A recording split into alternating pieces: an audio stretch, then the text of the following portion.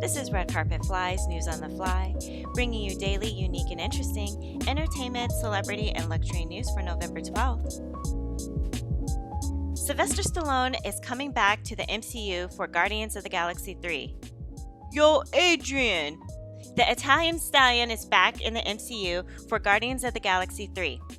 In an Instagram post, Sylvester Stallone confirmed his return to the Marvel Cinematic Universe in the upcoming Guardians of the Galaxy Volume 3, reports Film.com. The actor will be reprising the role of Stakar Ogord, or better known as Starhawk, in the third entry in the Guardians of the Galaxy franchise, to be released in 2023. Stallone previously played Starhawk in 2017's Guardian of the Galaxy Volume 2. I'm glad to see Stallone back in the MCU, but I feel like everybody in Hollywood is now a superhero, right? Am I wrong here?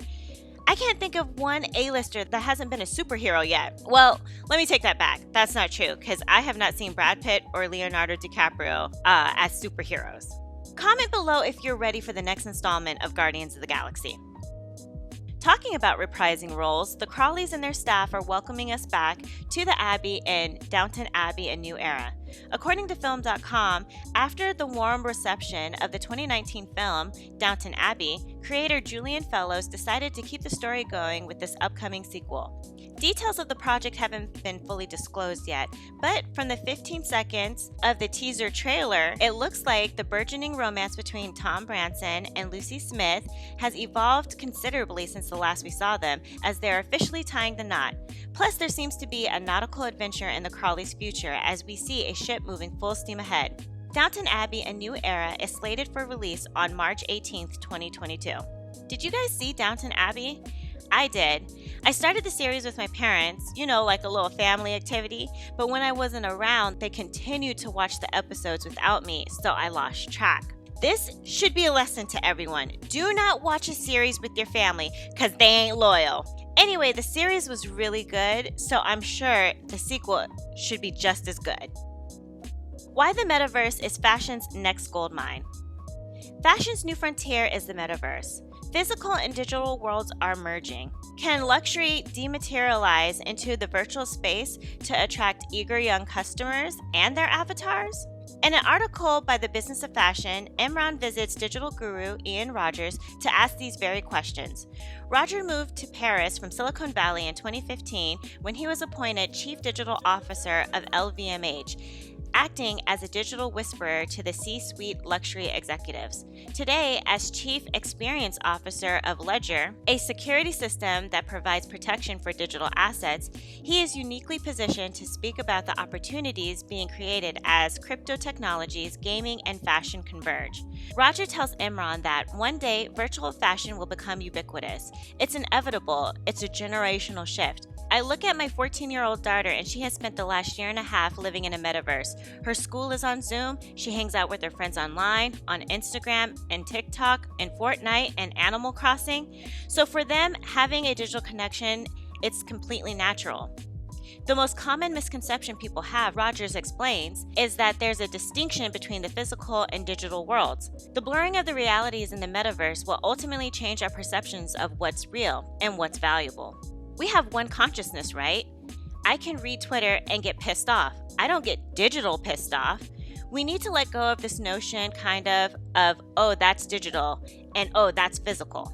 Marjorie Hernandez and Karina Knobs, co-founders of digital fashion startup The Dematerialized, echoes Rogers, describing the metaverse as nothing more but the internet breaking free from the two-dimensional barrier into this three-dimensional environment that starts blurring more and more with our daily life.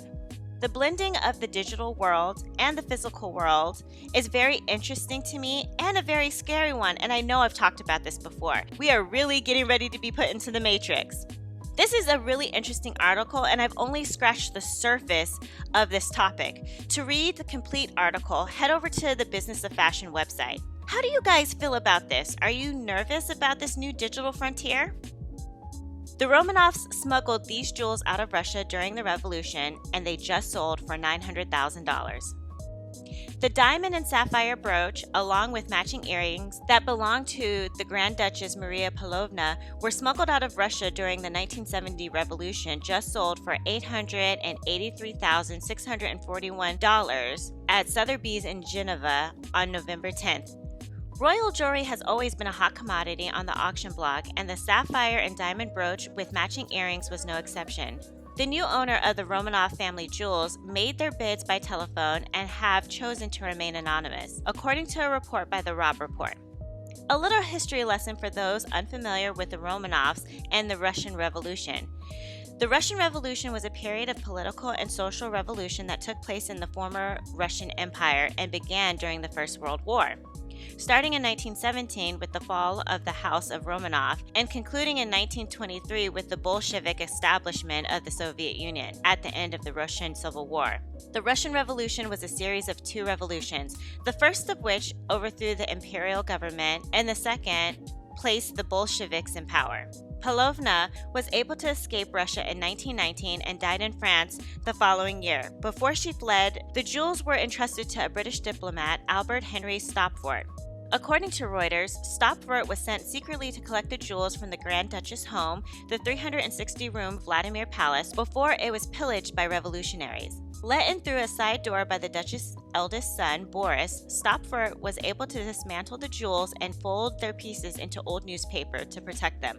Stopford successfully smuggled up to 244 pieces of the Duchess jewelry, which were deposited into a bank for safekeeping. The auction items were passed to her daughter, Princess Elena of Greece and Denmark. The eye-catching pieces were kept in the family for some time until they made their first appearance at auction in November of 2009. It's weird how nothing is really new in this world. The past is always creeping its way into the present. These jewels are gorgeous, by the way, and they're huge like I like them. It kind of looks like costume jewelry because the pieces are so big, but trust me, these ain't fake, baby. These the real deal.